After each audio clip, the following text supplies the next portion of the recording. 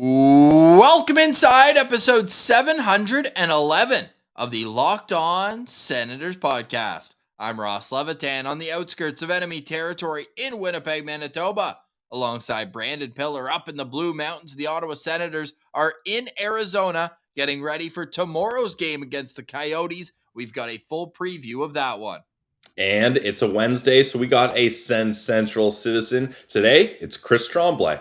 Not only that, but we've got some rumors to get into. The Senators have been linked to Minnesota Wild defenseman Matt Dumba. Is it a fit? We'll get into that and more. This is the Locked On Senators podcast, your team every day. You're Locked On Senators, your daily podcast on the Ottawa Senators. Part of the Locked On Podcast Network. Your team every day.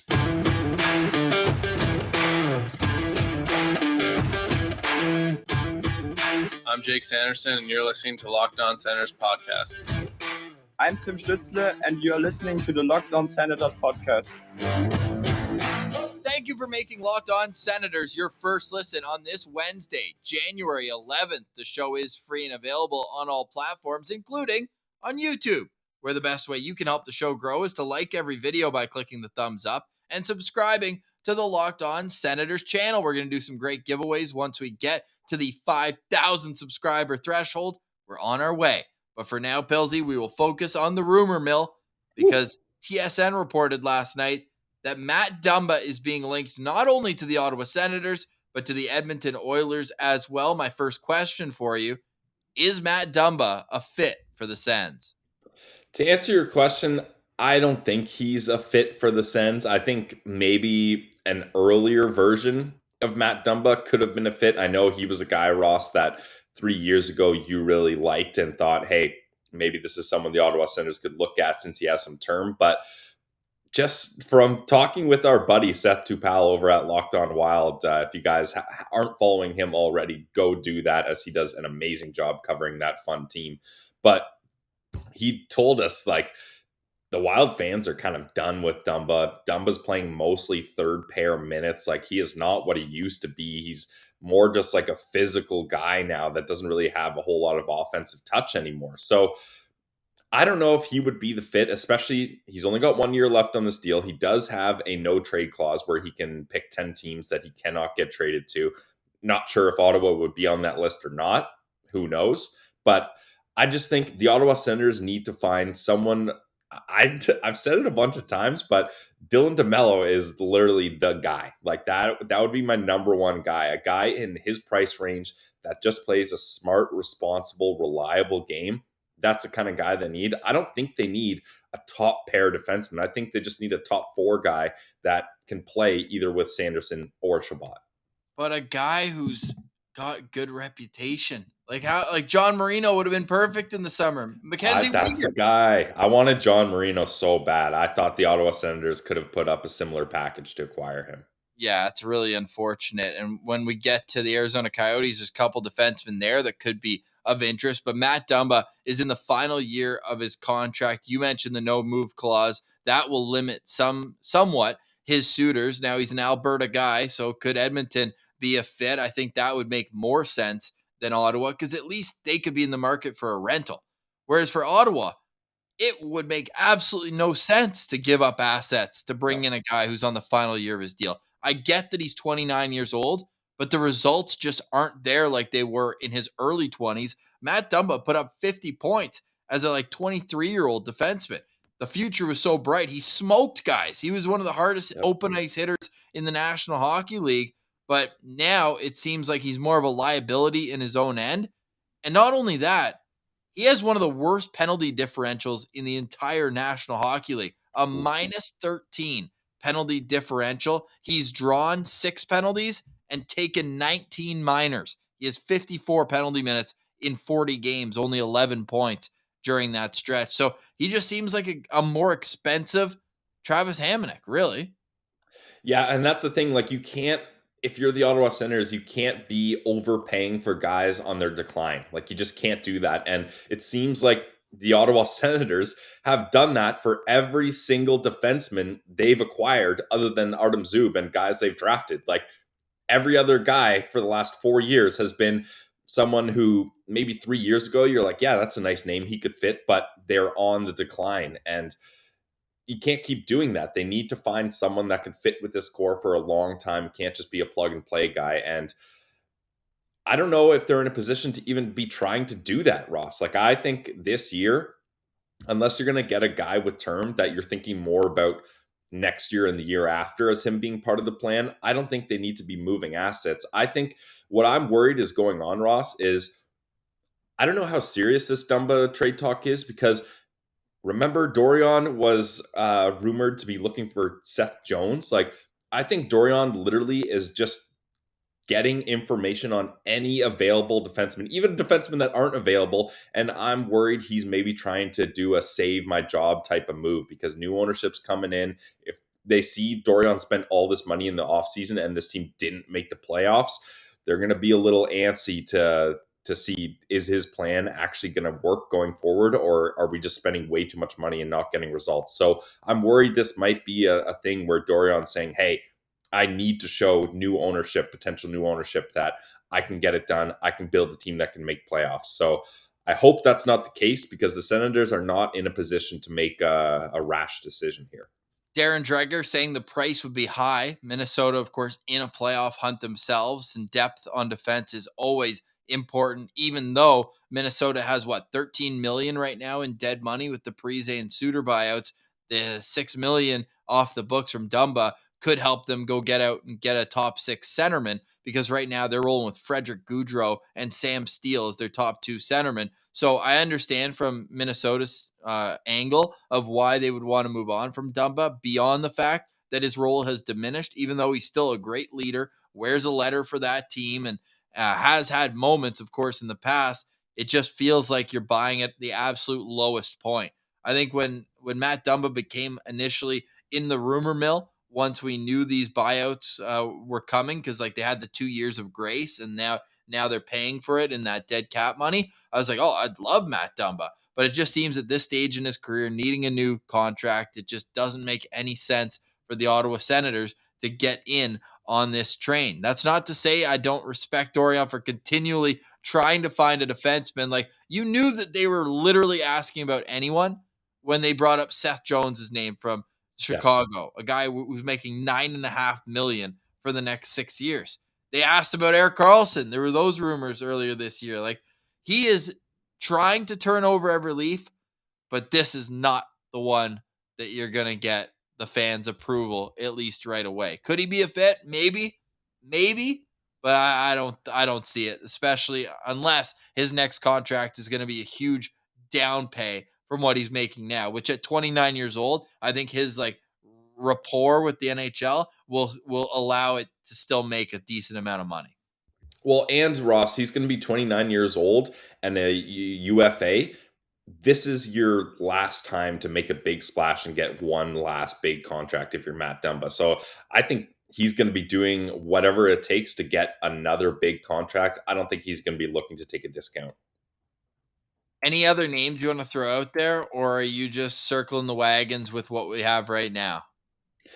I'm out on Chychrun, not because I don't think he's a good player or that he won't be a fit on this team necessarily, but with the injury concerns and with the price that the Arizona Coyotes are asking for him, and the fact that the Ottawa Senators are not in a position where I feel like a Jake Chychrun really solidifies things. I think there's a couple other things that are going on, especially with the injury concerns on this team. So I'm out on Jake Chychrun.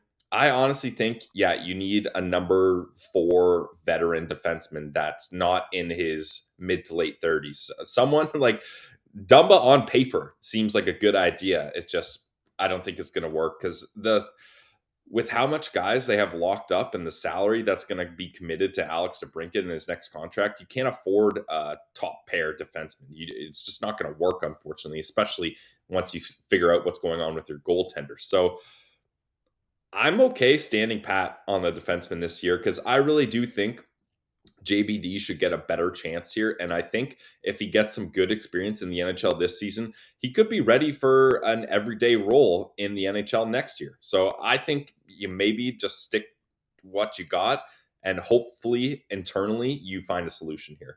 I'll save my takes on some Arizona Coyotes defensemen for after our SensCentral Citizen. My one rule of thumb is if you're trading when you're in the 13th position in the Eastern Conference, you should probably look for people with term on their contract, not Yep. guys who are unrestricted free agents at the end of the year. We love our SensCentral Citizens, though, and we want to get to that right now. But as I mentioned, we have a full game day preview coming up. Hey, why, guys? The Sens don't play tonight. Well, that's because we have Belleville Sens head coach Troy Mann on the show tomorrow, and it's going to be a later episode drop. So we want to make sure that you guys are all set. If you want to pause the episode after the SensCentral Citizen and start tomorrow with a little content, we'll have that preview available for you at the end of today's show, because tomorrow's Locked On Senators will drop at around 5 p.m., I would say, Eastern time. But let's get to our SensCentral Citizen and a full game day preview. Senators at the Arizona Coyotes. And today's episode is brought to you by our friends over at BetOnline. Guys, I am fired up for the NFL wildcard playoff matchups coming up. There's some weird ones. I'm going to get some action in on that. And where am I going to do that? BetOnline. It's the trusted online sportsbook of the Locked On Podcast Network. They got all the latest odds, news, scores, injury updates, over-unders, whatever you want. Player props, they got it. And it's not just football. We're a hockey podcast. We put a couple shekels on the Sens here and there when we're feeling like it. But they got basketball, they got golf, they got boxing, they got UFC. Whatever sport you like, you can find it at BetOnline. So go to the website today or use your mobile device to learn more about the trends and action. Guys, it's BetOnline where the game starts. All right, now let's get to this week's SensCentral Citizen. It's Chris Tremblay. All right, we now welcome on this week's SensCentral Citizen. It's Chris Tremblay. You can follow him on Twitter at Chris Tremblay. Chris, welcome to Locked On Senators. How are you doing today? Pretty good, fellas. How are you guys doing this morning? Thanks for having me. Doing fantastic. Appreciate you jumping on. As we do with each and every SensCentral Citizen, we got to know, where are we talking to you from, brother? Gatineau, Quebec, 20 minutes outside from downtown. All right. Nice. So you must be cheering for a downtown rink then, get even closer to the border? Oh, yeah. Hands down. Hands down. It'll be quick and easy to get home. Hell yeah. So how'd you become an Ottawa Senators fan, Chris? Became an Ottawa Senators fan just watching hockey growing up with my old man. He was a Habs fan, unfortunately. And then I took the roots and then went the better way and just cheered on the Sens. And then I started watching games around like the 2003, 2002 season. And then after that, just kind of gradually picked up games here and there, and then actually became passionate about the Sens around the 2007, 2006 season after the lockout. Yeah, that's awesome. That's a good time to get into the team. Are you a born and raised Gatineau guy, or how long you been in the area for? Been pretty much been here ever since, but moved down from Colombia with my parents when I was young, at a young age, 5 years old. But been here ever since. That's awesome. And who are some of the guys when you started becoming a Sens fan that you really attached and were like, okay, I like these guys on the Ottawa team. I'm not going with the Habs like my dad. Who are the guys that really pulled you in the right direction? Gives, Havlat, Ray Emery, all the like Heater, Spez, all the original, like the pizza line, all those people like helped my momentum. You got Reds, there's so many people to pick from, but if I had to pick like someone that really got me into the Sens, it'd probably be Martin Havlat. Yeah, he's an unreal player. He was an unreal player, man. Mach 9. Now, you had a lot of guys to choose from and a lot of playoff series around that time. When you think back, either the 07 Cup run or even 2003, you say you started watching that year where they made it to the conference finals, Game 7 against New Jersey. Is there a series that stands out as you remember being super involved? Hey, maybe it's the one against Tampa in 06 where Martin Havlat went off. Yeah, that was a good one. I remember that really well. So I would have to say that one too. Nice. All right, cool. Well, what about the team today, man? You got any hot takes on where this team should head after 2 straight losses? We need defense. We need defense, honestly.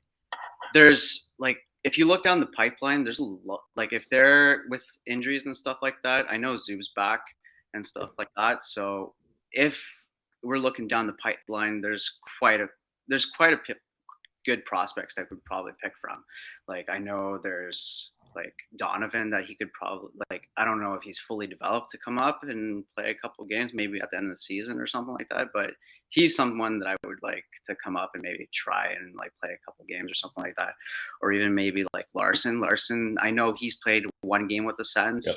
He's someone who's good and that I've liked in junior. So are you thinking that this problem can be solved internally then? You're hoping that one of the defense prospects steps up rather than a trade happening here? I mean, it'd be nice to see like our core development in the system come up and kind of do something. I mean, Sanderson, he's fit in quite nicely for his age, but definitely down the line, I would maybe at trade deadline, it would be nice to see them do a trade for maybe a top 6 defenseman, right-handed preferably, because I know that's something that we need gradually. Now, do you only want to make a trade for a defenseman this season if the Sens are in a playoff race? Like if the Sens continue to slide and they're out of it, do you still want to see them add at the deadline regardless of making the playoffs this year to build for future? Or if they're not in the race, do you just stand pat and try to work things through in the summer? I mean, right now, I'd say we've been in kind of like the rebuild mode for quite a bit. And right now it'd be nice to just kind of make the playoffs, or just, it's kind of like Claude Giroux said, it's like the team's not good right now, but we can aim in the right direction. Yep. And consistently, night in, night out, we see the team, they're doing well, they have slumps, but preferably I would like them to do kind of like a trade at deadline to kind of like have a defenseman and then bring them in. And then maybe if we can clinch that 8th seed and get in, that'd be awesome. I heard like Ekholm from Nashville, he's on the market. So that is someone I would love to have. So you're still holding out some hope. 9 points back, 5 teams in the way. Believe, brother. You gotta believe. If you don't believe in your team, then what's the point of following them, right? That's a great point. I like that concept. It's just I'm trying to mix in a little reality here too, because No, I get that. I mean, we've been through that loop where it's like they're close. Like the beginning of the season was incredible. They won 4 games straight, lost 1, and then after that kind of went uphill roller coaster from there, right? But I'm hoping that something happens. It would be nice to see some playoff action, even if it doesn't go too far. We're still getting that taste of what can happen for next year, right? I know next year is going to be a fabulous season. I know maybe Pierre Dorian's got some moves up his sleeves that he hasn't told us or anything, and especially like with the new ownership talks of having Reynolds in the mix. Did you guys catch that he was at the Rangers game yesterday? Yeah, Ross is not too happy about it. I feel like he's on us. No, what's going on there, Chris? I guess he was spotted at the Rangers game last night with Henrik Lundqvist. So I don't know if he's trying to reel in Lundqvist to be a partner of the Sens owner group, but hey, who knows? Yeah, that would be insane to get Lundqvist involved.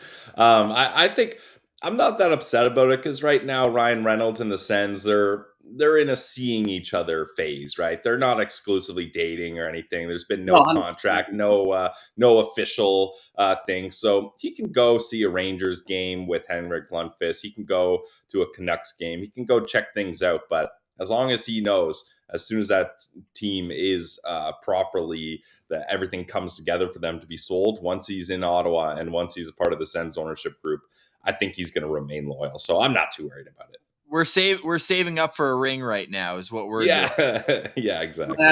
It's like what he said. It's like once he becomes like part of the ownership, if he does, he's become like a raging rabies Sens fan. So that's something I'm looking forward to. Yeah, we need more of those. No, yeah, not enough. We certainly do. So if you were to buy any Sens jersey right now, which one would it be? Did you like the new reverse retro?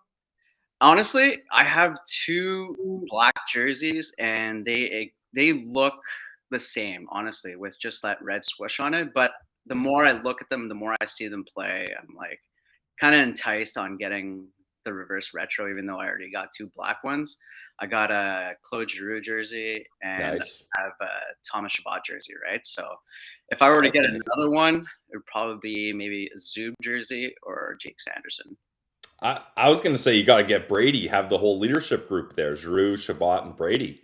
Yeah, but I was talking to my fiance and we were just joking around saying I got something going on with like the Frenchies on the team.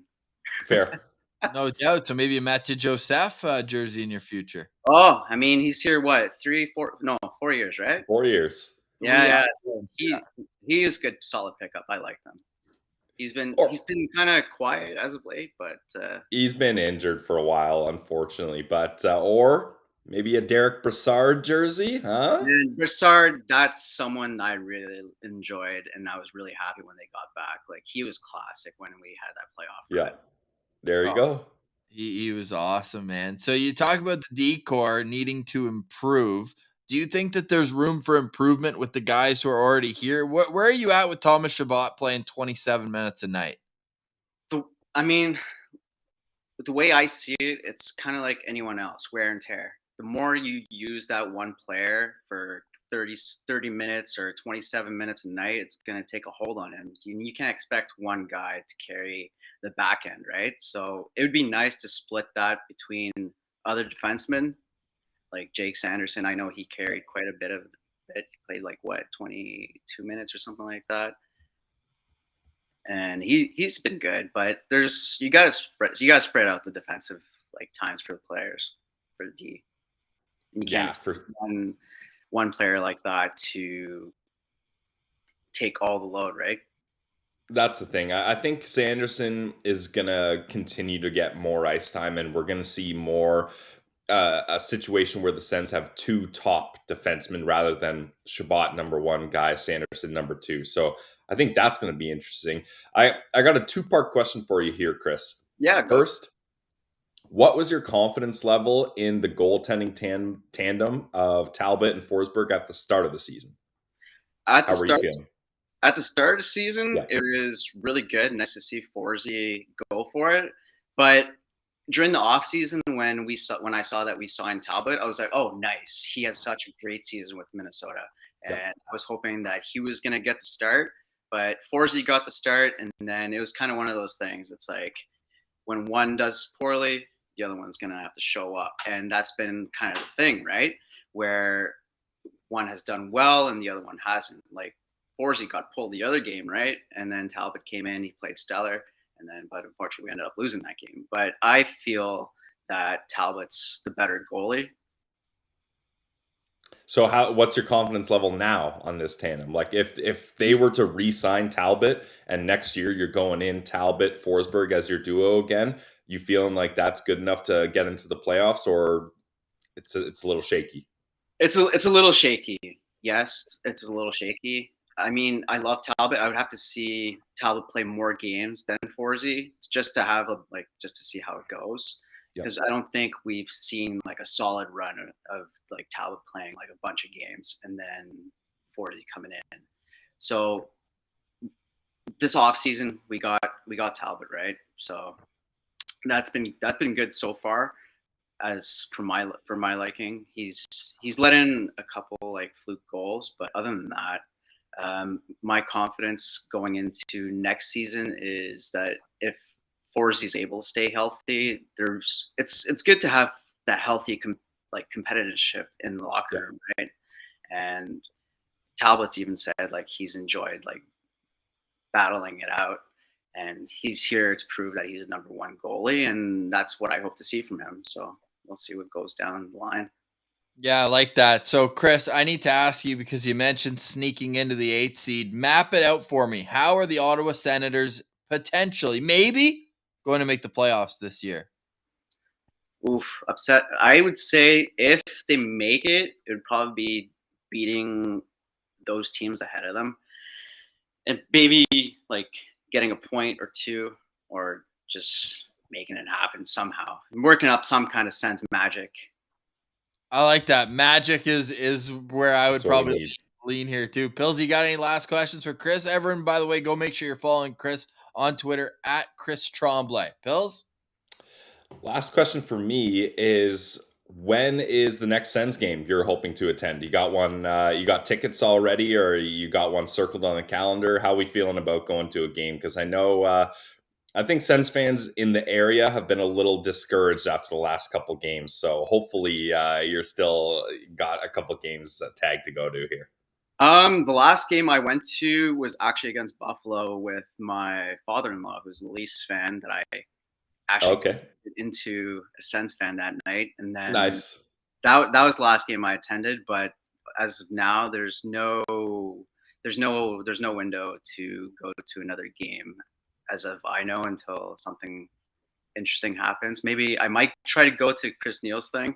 Nice. But if you guys are doing another gathering like we had at the season opener, that one was a banger, and I would really love to attend something like that again. And it'd be awesome. That's awesome. Well, yeah, everyone can keep their ears peeled. We're hoping to know the answer to that next week. The game that Chris is referencing, February 17th, the Sens hosting the Chicago Blackhawks on the Friday of Family Day weekend. Chris, final question from me, and this is one we want to start bringing up more and more in our SensCentral Citizens, because we had Daniel on a couple weeks ago, and he had a great story for us, but he forgot to bring it up. So is there anything that you wanted to bring up or questions for us? Floor is yours. Yeah. What brought you guys into making this podcast, and how did you guys finally blow up? Was it a prospect that came in, or did you guys have Ian Mendez that kind of helped you guys blow up a little bit more? What made it happen for you? Well, I think it's hilarious you brought up Ian Mendez. He doesn't even remember the first time he was on our show. Yeah. That was a school project that I was just like, hey, I'm going to put this in this podcast we do. Don't worry, 3 people will hear it. But no, I think it was just a slow and steady grind. Obviously, the reason why we started it is because we love the team, and we're both going to school in Toronto, and we're like, oh, well, everyone's just bleeding blue here. It's brutal. Matthews was in his rookie season, so everyone was just so hyped up on the Leafs. We're like, hey, let's start talking about the Sens. Our first episode was covering the Victor Stahlberg trade to Ottawa, big depth pickup. Then they got Tommy Wingles, and we knew they were loading up. But no, all jokes aside, it was just that slow and steady, gradual progression. Joining Locked On helped kind of set routine for us to do this all the time. And I think doing it each and every day, people knowing that it was coming out, really helped. And a lot of shows on the Locked On Network, what we love about them is that it's passionate fans who do the show. And I think where we have a bit of a leg up is Pilsy and I met at College of Sports Media. So we kind of have a bit of training as though we're actual media, radio, whatever you want to call it. But then we have passion of a fan. So I think there's a good mix there. But yeah, I think it was just sticking with it, just grinding it out, just like you got to do through a rebuild, Chris. You got to grind it out. You got to go through some highs and lows, but I think we've definitely found some even ground here. No, yeah, you guys do a heck of a job on this podcast, and I know this is something I definitely look forward to listening to on the daily. Whenever I see that post come up on Twitter, I'm like, damn, I'm on it. Yep. And it's the fact that you guys have Method on kind of like a weekly basis or something like that. Yeah, I mean, you should shoot him a DM or not a DM. You should tag him on Twitter right now, being like, "Hey, Math, we love you on Locked On. When are you coming back?" That's there you go. Little because I mean he's got a family and everything, and that's what it made sense why he couldn't keep up with what Wally's doing now, which is 5 days a week. Great stuff, but yeah, he just comes in and shoots the breeze with us whenever he can. So yeah, we got really lucky, kind of falling ass backwards into that one. No, yeah. Actually, I got another question for you guys. If you guys could pick one player from past to come back and play for the Sens, who would it be? It's a great question, Pills. Well, I'm trying to think of the biggest need on this team, and it's on the back end. If we're saying when they were with the Sens, that era of that player, or just that a former Sens player in their prime? Former, past, traded, whichever one. I would honestly bring back Chara. Imagine Chara on this D-core. You've got Shabbat, Sanderson, Brandy on the left side, and then have Chara helping out there as well. I think that'd be the guy I would go for. If it were me, I would have like kept Chara and just got rid of Reds when that trade went down. I was like, Yeah, Completely that was agree. tough. Oh man, I'm in a pickle because the easy answer for me is Erik Karlsson, but I think that there's a lot. There's only one puck, guys. Yeah. That's a lot of defensemen that like to lug the mail between him, Sanderson, and Shabbat. Chara is obviously one of my favorite Senators of all time, but yeah, I'll stick with Erik Karlsson. You got the need at the Nice. right side defense, and I think him and Sanderson could actually complement each other pretty well. So I think sliding EK65 in. I mean, the guy's on pace for 110 points this year. I don't think that would be too bad to have at the back. definitely not. I got my fingers crossed that maybe one day he finds his route back here. Yeah. No, yeah. It's going to be a long and winding road, but I think you might be onto something there. No, yeah, definitely. Good things come to those who wait, right? But we waited 5 years, but we're in the right direction and we're going to make things happen, especially next year. That's very well said, Chris. Really appreciate you jumping on, being a SensCentral citizen for us. We appreciate you. Everyone go follow him on Twitter at Chris Tremblay, and we'll talk to you again soon, brother. Take care, fellas. Have yourself a good night. Stick taps to Chris for joining us. Really fun conversation with him, and make sure you're following him on Twitter at Chris Tremblay. All right, Pillsy. Tomorrow, it's an Ottawa Senators game day against the Arizona Coyotes. It's the first time the Senators will play at Mullet Arena in front of 4,500 fans, including our friend Richard, who's making the trip over from the UK after his trip last season was unfortunately halted with a postponed game. He was sleepless in Seattle without tickets to a hockey game, but now he'll get the fun experience at Mullet Arena. Pillsy, key to victory. How can the Senators make sure to get a win for our guy, Richard? Well, first off, you knew Richard was going to go to this game because he's a big arena guy. Like, he wants to go to all the arenas. New arena available. He's going to be there all the way from the UK, so we'd love to see that. Ross, I'm not going to lie. I'm a little nervous about this game. My key to victory is don't let the trap game trap you. This might be the biggest trap game for the Sens all year. The Arizona Coyotes have lost 6 straight games. They've been absolutely terrible on the road, but their home record is pretty decent, actually. Their home record is 7-5-2. Their away record is 6-17-3. So when they play at Mullet Arena, they like to treat those 5,000 fans and they like to put on a good show.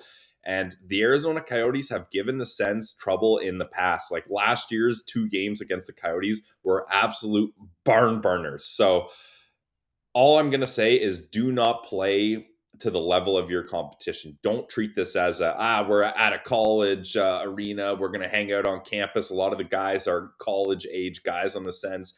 Take this seriously. Do not just relax and feel like this is a night off, because the Arizona Coyotes, sure, there's not a whole lot of talent on that team, but they play hard, and at home they can burn you. They're 13-22-5 on the season, but I think they got a raw deal. Their rink wasn't ready right away. They actually played 20 of their first 24 games on the road.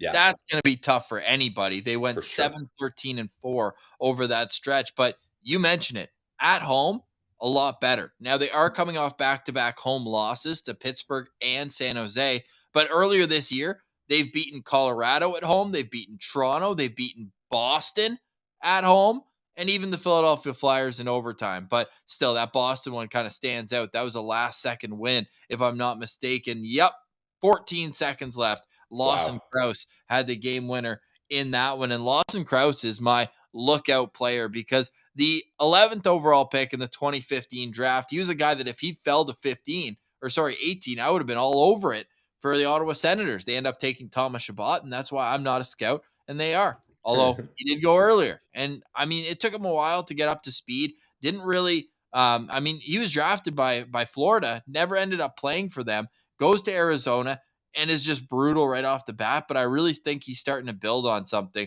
20 goals last year, and now 22 points and 14 goals in 39 games. And, I mean, -3 doesn't sound great, but when you're with the Arizona Coyotes, all of a sudden it becomes a little bit more palatable. But he's a big body, and he's a guy who I think with the Sens playing the style they do, the physical style, he's a guy who on the other side can kind of match that in a certain way. So I'm going to be looking out for Lawson Krause. Yeah, Lawson Krause is definitely an interesting guy, and he's someone that the Arizona Coyotes, they've got a couple decent draft picks that they need to pan out. So he's one of those guys for sure. Who I'm going to be looking out for, Ross, is a guy that gave the Ottawa Senators absolute fits last year and has done so in his entire career. I'm talking about Nick Schmaltz. My God, Nick Schmaltz looked like Wayne Gretzky out there last year up against the Sens. Ross, in 8 career games up against the Ottawa Senators, he has 14 points in Well, 8 games. I mean, 11 of them were in 2 games last year. Yeah, it's insane that he's just bullying the Ottawa Senators when he gets here. And he did start the year off on injured reserve, and he didn't get to play a lot, but he's back now. And in 24 games, he has 19 points. He's a guy that I think a lot of teams overlook when you're thinking of the Coyotes, you're thinking of Krause, you're thinking of Keller, Chikrin, and those guys. But Nick Schmaltz needs to be taken seriously, as the Ottawa Senators learned last year. Yeah, we're going to get to the Coyotes' potential lineup in just a moment, but unfortunately, this is also a revenge game for the team because the first time these two teams met, a 6-2 win in Ottawa, Josh Norris suffered that shoulder injury, did not return, and has still yet to return to the lineup in a game where he scored his first goal of the season.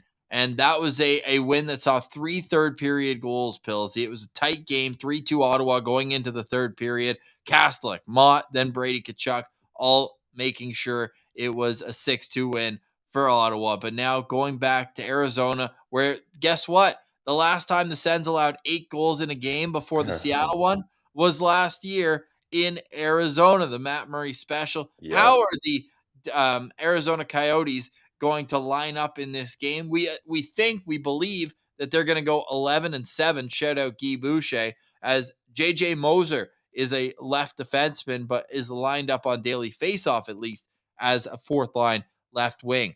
Their lineup is Barrett Hayton at center between Clayton Keller and Nick Schmaltz, Nick Bukestad between Lawson Krause, and the golden goal man, Dylan Genther from the World Juniors. He's back. Travis Boyd is playing with Nick Ritchie and Christian Fisher, and then Jack McBain with Zach Kassian. Don't call me Matt Kassian. Zach Kassian. And then on defense, Jacob Chikrin with Shane Gostisbehere, Uso Valimaki, and Josh Brown. Hashtag Sens Abroad. Third pair, Patrick Nemeth with Troy Stetcher. In goal, Kirill Vejmelka, if I could say that properly, and Connor Ingram. The Arizona Coyotes have lost 6 games in a row. Their leading scorer is Clayton Keller, who has 37 points in 40 games. Obviously, we're going to be watching Jacob Chikrin as well, who's gotten off to quite a solid start to the year. Despite all the trade rumors, everything that's going on, he's come to play, and it's really shown up in his game. 20 points in his first 24 games. Yeah, Chikrin has been great, and I fully realize how good of a defenseman is. And I think the issue is he might be playing too good, Ross, as that price was high before we got to see how he was going to play this year coming off that injury. And now the price is going to be skyrocketed for Arizona to trade this guy, especially with 2 years left on his deal after this. So it's going to be interesting to see what happens to Jacob Chikrin. But yeah, I'm going to be keeping an eye out for him as well in this game. One more point, and he'll match last year's total. And he's played 24 games this year. He played 47 last year. Wow. He's a +7 on Arizona, team leading, which is, impressive in its own right. But you mentioned it. This team is different at home. I think they're going to give Ottawa a hardworking, honest game. And I think it's up to the Sens to not get cute and not veer off what's made them successful at times this year when their special teams is clicking at a high percentage and they're able to get more than one line going at even strength. But we're not sure if there are any lineup changes. The Sens practice in about 3 hours, so you can follow us on Twitter at SensCentral, LockedOn.Senators on Instagram, because Mathieu Joseph is on the trip. Yeah. How close is he to returning? I don't know. And also, Josh Norris is the forever question mark if and when he will turn from practice to game. I don't expect it to be tomorrow, but it always is interesting how he's out there on the road, at home, practicing with the guys. Pillsy, any final thoughts on today's show? I'm fired up to talk to Troy Mann tomorrow. Oh, I'm so excited to talk to Troy, man. Yeah, definitely. I'll hit you with a question to end things off. Whoa. Who are you starting in tomorrow's game? Oh my God. It's tough, eh? I feel like both guys have been not just not great, but bad. Like both of them have not played up to where they need to be for this team. Yeah, I think that's the understatement of the day right there. I'll go with Anton Forsberg. He beat Okay. he beat the Yeah, true. Coyotes in their first game. So I'm going with a little history there. Get him feeling good. The Seattle game was brutal. Terrible. Brutal. But he needs to get back in there because, I mean, his start before that was a shutout. So, I mean, he got them those back-to-back wins to start off 2023. I go back to him. I think Okay. they're going to go Talbot, but I would go Forsberg. All right. Yeah, I think I would give Forsey a chance too, just because it sucks being a goalie and sitting on a bad game like that. And Yep. I mean, Talbot played good in up against Nashville, but I really think you got to give Forsey a chance to get back on the horse here. Yeah, let us know in the comments who you would start in goal against the Arizona Coyotes. Also, if you want to be a SensCentral citizen, let us know. We've got a list going, but we're happy to add anyone and everyone to the list because we want to make sure that this is a show for fans, by fans. Get your takes on air about the Ottawa Senators. But for today, we say goodbye. For Brandon Piller, I'm Ross Levitan, and this has been the Locked On Senators podcast. Your team every day.